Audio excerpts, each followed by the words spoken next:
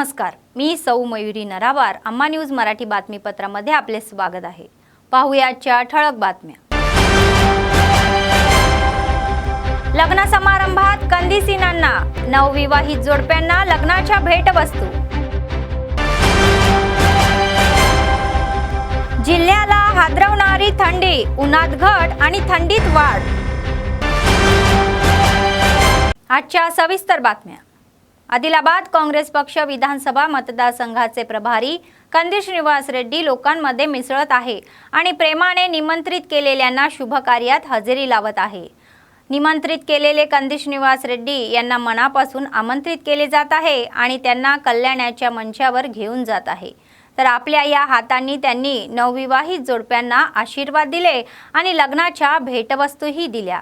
शहरातील विविध फंक्शन हॉलमध्ये आयोजित विविध कल्याणकारी सोहळ्यांमध्ये त्यांनी व्यस्त असताना या कार्यक्रमांमध्ये सहभागी झाले. विशेष आकर्षण म्हणून हे त्यांच्या जल्लोषातही स्वागत करण्यात आले.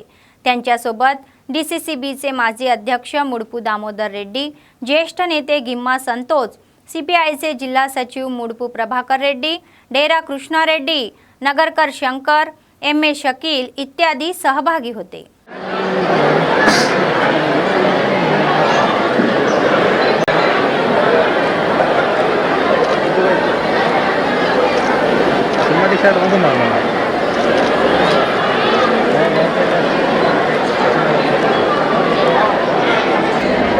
ఓకే మేడం, సార్ ఇచ్చిందండి సార్ ఇక్కడ.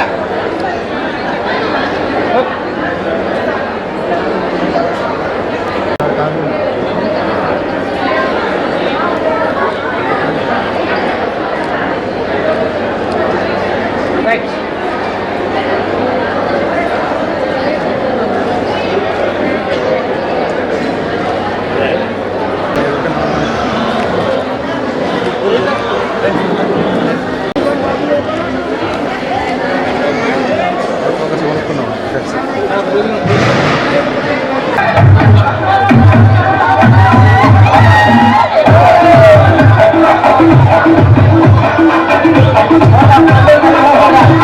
Okay ready.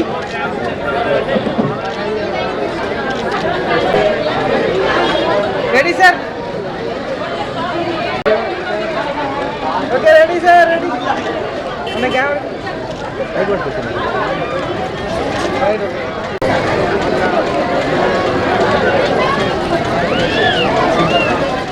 भारताने जोहान्सबर्ग येथे दक्षिण आफ्रिकेविरुद्धचा पहिला एकदिवसीय सामना जिंकला. प्रथम फलंदाजी करताना दक्षिण आफ्रिकेचा डाव भारतीय गोलंदाजाच्या पलीकडे 116 धावात आटोपला. भारतीय गोलंदाजामध्ये आर्शिपदला 5 आणि आवेश खानला 4 आणि कुलदीपकला प्रत्येकी 1 विकेट मिळाली. त्यानंतर भारताने फलंदाजी करताना 2 गडी गमावून लक्ष्याचा पाठलाग केला. भारताच्या फलंदाजीत साई सुदर्शनने 54 आणि श्रेयसने 52 धावा केल्या.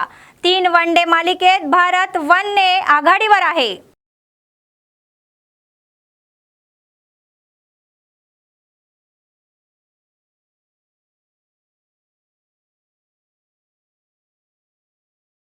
चार 5 दिवसांपासून थंडीच्या वाढत्या तीव्रतेमुळे लोक घरात कोंडून आहेत.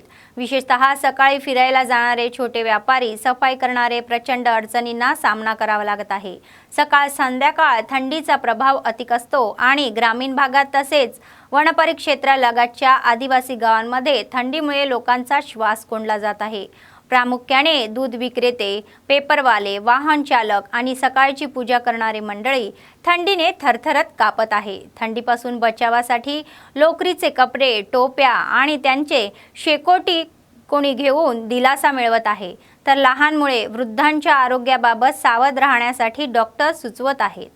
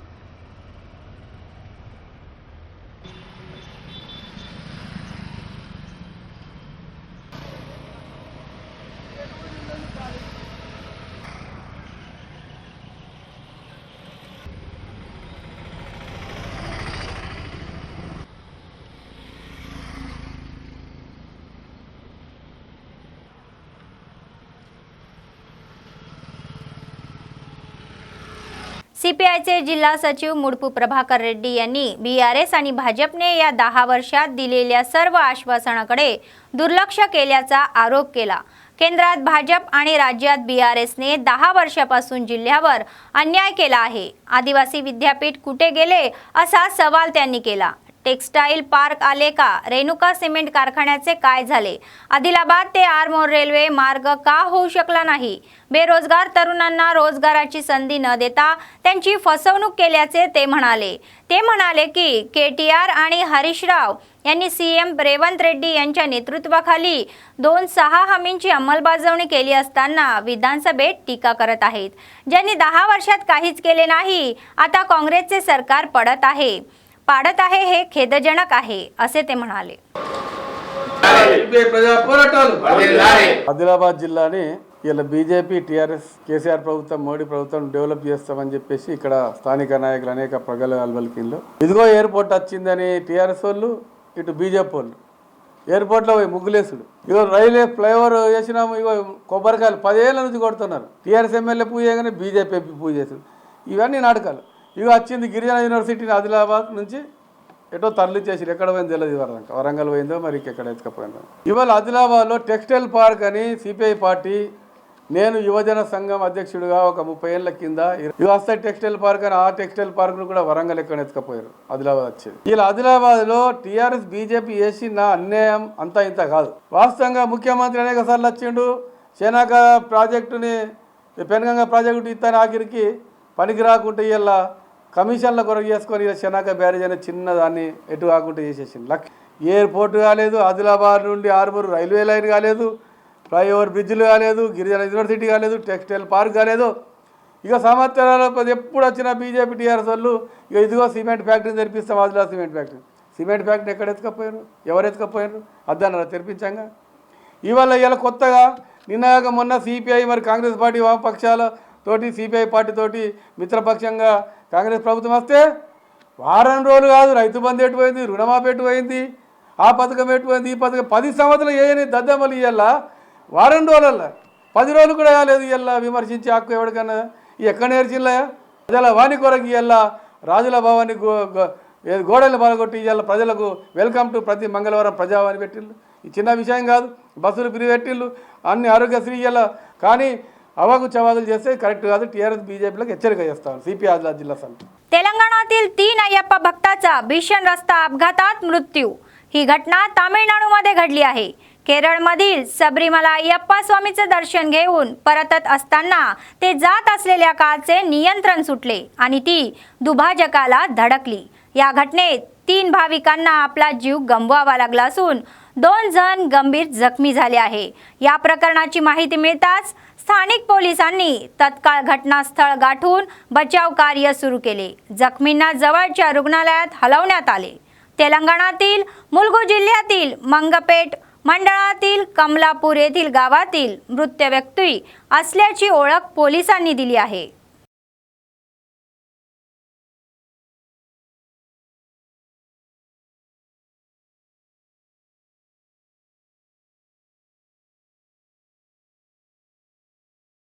MRPS-TSचे प्रदेश अध्यक्ष मेडी पापांना जिल्ह्याचे नवीन कार्यकारिणी स्थापना करतील त्या असोसिएशनचे प्रदेश कार्य अध्यक्ष कद्रापू प्रवीण यांनी निवडणूक आल्याचे सांगितले। आदिलाबाद शहरातील प्रेस क्लब येथे आयोजित पत्रकार परिषद नवीन कार्यगटाचा तपशील जाहीर करण्यात आला। जिल्हाध्यक्षपदी सुनके रमेश, सरचिटणीसपदी उषन्ना, उपाध्यक्षपदी जयेंद्र, सचिवपदी अक्षय, बेला मंडळाच्या अध्यक्षपदी एरमुरला गणेश आणि जैनात मंडळाच्या अध्यक्षपदी गजानन यांची एकमताने निवड करण्यात आली। मादिगाच्या हक्कासाठी MRPS-TSच्या वतीने लढा देत असल्याने त्यांनी सांगितले। ते साध्य करण्यासाठी आम्ही काम करू असे त्यांनी स्पष्ट केले। రాష్ట్ర అధ్యక్షులు మేడి పాపన్న గారి ఆధ్వర్యంలో MRPS-TS జిల్లా కమిటీని ఎన్నుకోవడం జరిగింది। MRPS-TS జిల్లా అధ్యక్షులుగా సుంకే రమేష్ గారిని ఏకాగ్రీవంగా ఎన్నుకోవడం జరిగింది। అదేవిధంగా MRPS జిల్లా ప్రధాన కార్యదర్శిగా ఊషన్న గారిని మరియు అదేవిధంగా MRPS జిల్లా ఉపాధ్యక్షులుగా సుంకే జయేందర్ గారిని మరియు అదేవిధంగా ఊషన్న మాదిగ జిల్లా ప్రధాన కార్యదర్శి, అదేవిధంగా కార్యదర్శిగా బొల్లి అక్షయ్ గారిని, మరియు బేలా మండల అధ్యక్షులుగా యమూర్ల గణేష్ గారిని, జైనత్ మండల అధ్యక్షులుగా గజానంద్ మరియు నవనీత్ గారిని, అంతేకాకుండా ఇంద్రవెల్లి మండల అధ్యక్షులుగా బోషాల విజయ్ మరియు ఊట్నూరు మండల అధ్యక్షులుగా మేకల పోషన్న మరియు నాగూర్ మండల అధ్యక్షులుగా సుంకె కృష్ణ, అదేవిధంగా బోత్ మండల అధ్యక్షులుగా కత్తి ప్రణయ్ మరియు ఎంఆర్పిఎస్ నాయకులందరూ కలిసి వీళ్ళని ఏకాగ్రీవంగా ఎన్నుకోవడం అనేది జరిగింది.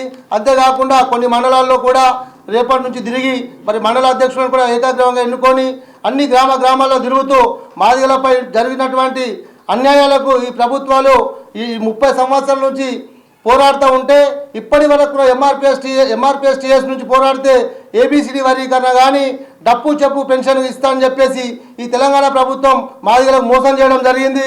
ఈ జిల్లా కమిటీ తరపు నుంచి మా రాష్ట్ర అధ్యక్షులకు కృతజ్ఞత తెలుపుతూ ఈ యొక్క మా అధ్యక్షుల आदेशानुसार ఈరోజు ఈ कमिटीने ఏకగ్రీవంగా ఎన్నుకోవడం జరిగింది. ग्रामपंचायत कामगारांच्या समस्यांकडे मागील सरकारने लक्ष दिले नसून नवीन सरकारने त्यांच्या मागण्यांकडे विशेष लक्ष द्यावे असे मत CITU जिल्हा सरचिटणीस अन्नमोल्ला किरण यांनी व्यक्त केले.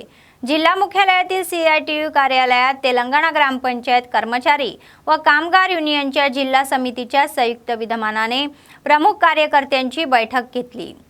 यापूर्वी BRS सरकार सत्तेवर असताना ग्रामपंचायत कामगार 35 दिवस संपावर गेले होते. त्या दिवशी काँग्रेस नेत्यांनी सत्तेत आल्यास प्रश्न सोडवण्याचे आश्वासन दिले. सध्याच्या परिस्थितीत पंचायत कर्मचाऱ्यांच्या न्याय मागण्या सरकारने सोडवाव्यात असे आवाहन त्यांनी केले.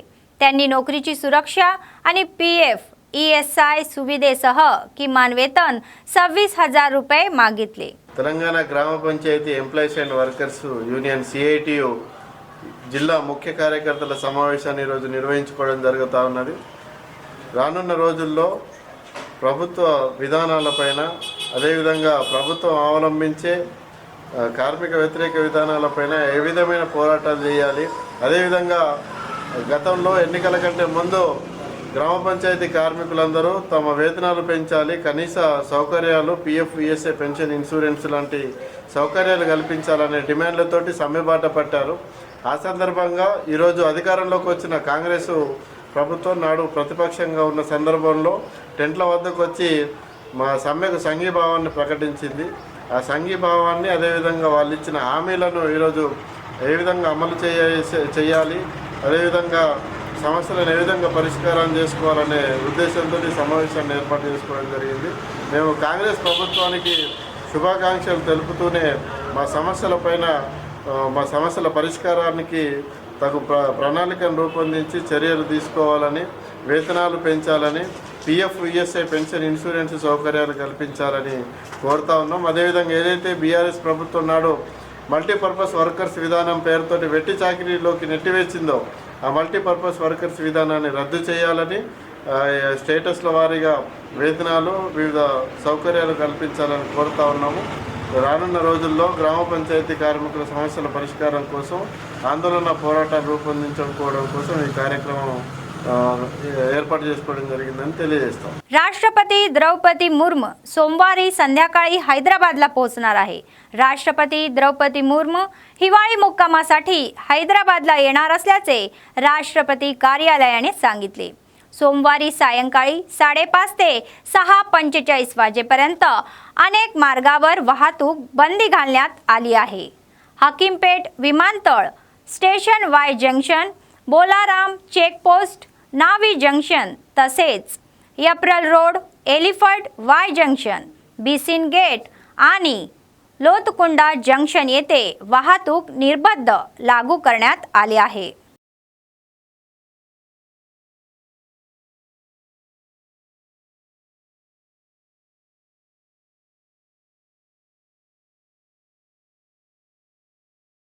आदिलाबाद जिल्हा एथलेटिक असोसिएशनचा संयुक्त विद्यमानाने या महिन्याच्या 20 तारखेला जिल्हा केंद्रातील इंदिरा प्रियदर्शनी स्टेडियमवर क्रॉस कंट्री धावण्याची निवड स्पर्धा आयोजित करण्यात आली आहे, अशी माहिती संघटनेचे अध्यक्ष सरचिटणीसांनी दिली. 16 वर्षाखालील 18-20 पुरुष व महिला गटात निवड स्पर्धा होणार असल्याचे सांगण्यात आले. स्पर्धेत सहभागी होणाऱ्या खेळाडूंना 50 रुपये प्रवेश शुल्क भरावे लागणार आहे। निवड स्पर्धामध्ये सहभागी होणाऱ्या खेळाडूंनी संबंधित वयाचा पुरावा, जन्म प्रमाणपत्र, आधार कार्ड आणि एससीचे मेमो प्रमाणपत्र सकाळी 8 वाजता स्टेडियमवर उपस्थित राहावे असे सूचित केले आहे। 6th क्लास वाले ने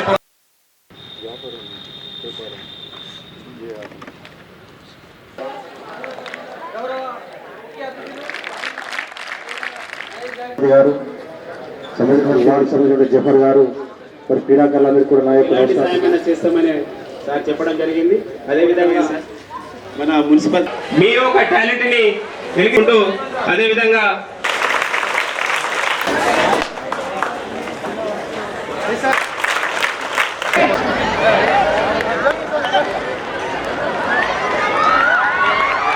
क्लास वाले ने काँग्रेस पक्षाचे आदिलाबाद विधानसभा मतदारसंघाचे प्रभारी कंदी श्रीनिवास रेड्डी यांनी आगामी निवडणुकीत काँग्रेस पक्षाला विजयी करण्यासाठी प्रत्येक कार्यकर्त्याने कठोर परिश्रम घेण्याचे आवाहन केले आहे।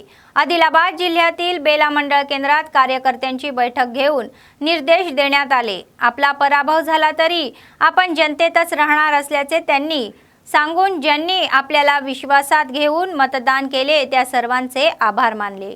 यापुढे प्रत्येक कामगाराने परिश्रमपूर्वक काम करण्याचा सल्लाही दिला गेला। काँग्रेस पक्ष मजबूत करण्यासाठी प्रयत्न करावे असे ते म्हणाले। बेला मंडळ काँग्रेस पक्षाचे अध्यक्ष फौजला खान, माजी जेडपीटीसी रामदास नाकले, ब्लॉक काँग्रेस अध्यक्ष संजय गुंडावार, बाजार समितीचे माजी सभापती वामन वानखेडे, माजी खासदार बापूराव हुलके, मंडळ एसटी सेलचे अध्यक्ष मडावी चंद्रकांत, विलास पटेल, अशोक ठाकरे, सीताराम नायकलू, माजी खासदार या बैठकीला कार्यकर्ते उपस्थित होते। बेला में हमारा मंडल लेवल का मीटिंग रखे थे हमारा सीनियर कांग्रेस नेताओं के साथ, जो भी कांग्रेस पार्टी को 50,000 वोट आदिलाबाद में लाने के लिए बेला में 10,000 वोट लाया। हमारा पूरा मेहनत करके हमारा नेता, कांग्रेस पार्टी का कार्यकर्ता, नेता, सब लोगों को मैं बहुत बहुत बधाई देता हूँ, धन्यवाद करता हूँ। पूरा सबका मेहनत से, आशीर्वाद से हम इतना बड़ा काम आसान से हम कर लिया और हमारा कांग्रेस पार्टी सत्ता में आया। तेलंगाना में हमारा मुख्यमंत्री रेवंत रेड्डी साहब मुख्यमंत्री बना। 10 साल के बाद ये तेलंगाना जनता ने कांग्रेस पार्टी को हुकूमत दिया। इसे मैं तेलंगाना जनता को भी बहुत बहुत धन्यवाद देता हूँ, बधाई देता हूँ। और कोई भी चुनाव होने दो हमारा तेलंगाना में, हमारा आदिलाबाद में कोई भी चुनाव होने दो, कांग्रेस पार्टी प्रचंड बहुमत से जीतेगा और जनता को एक ऐसा राज, पीपल्स गवर्नमेंट, जनता का सरकार, ये कांग्रेस का सरकार, आम आदमी और जनता का सरकार हम तेलंगाना में लागू करेंगे। अभी हमारा 6 गारंटियों में 2 गारंटी अभी लागू हो रहे। बस में महिलाओं को मुफ्त सफ़र, यात्रा मुफ्त है और 10 लाख आरोग्यश्री बीमा 5 लाख से 10 लाख को बढ़ाया गया। ये दोनों को अभी लागू हो रहे और भी गारंटी जो कांग्रेस पार्टी ने वादा किए ज़रूर लागू करेंगे। और जो भी कांग्रेस पार्टी में अच्छे नेताओं को, जो बीआरएस में, बीजेपी में अच्छे नेता है, जो कांग्रेस पार्टी में शामिल होने के लिए हमको संपर्क कर रहे हैं, और सबको एक ईमानदारी नेताओं को हम लेने के लिए तैयार है और कांग्रेस पार्टी में आपको स्वागत करता हूं। मैं ये बात भी बोलता हूं, बेला में जो भी रेती का धंधा कर रहे, जो भी भ्रष्टाचार के में शामिल है, जो भी गैर कानूनी धंधा कर रहे, वो पूरा धंधा बंद कर लो। ये कांग्रेस का ज़माना है, कांग्रेस पार्टी का सत्ता है, ये ऐसा गैर कानूनी धंधा नहीं चलेगा। बेला में, आदिलाबाद में नहीं चलेगा। और मैं सब कार्यकर्ताओं से विनती करता हूँ, जो भी गैर कानूनी धंधा चलता है वो हमारे नोटिस में ला लीजिए। हम ज़रूर उसके पास एक्शन लेने के लिए हमारा हाईकमांड को हम ज़रूर हाईकमांड के सामने रखेंगे। बातमी संपण्यापूर्वी पुन्हा एकदा ठळक बातम्या। लग्न समारंभात कंदिसीनांना, नवविवाहित जोडप्यांना लग्नाच्या भेटवस्तू. जिल्ह्याला हादरवणारी थंडी, उन्हात घट आणि थंडीत वाढ. या होत्या आजच्या बातम्या. पुढच्या बातमीपत्रात पुन्हा भेटूया. तोपर्यंत पाहत रहा अम्मा न्यूज, सत्तेसाठी जनतेसाठी. नमस्कार.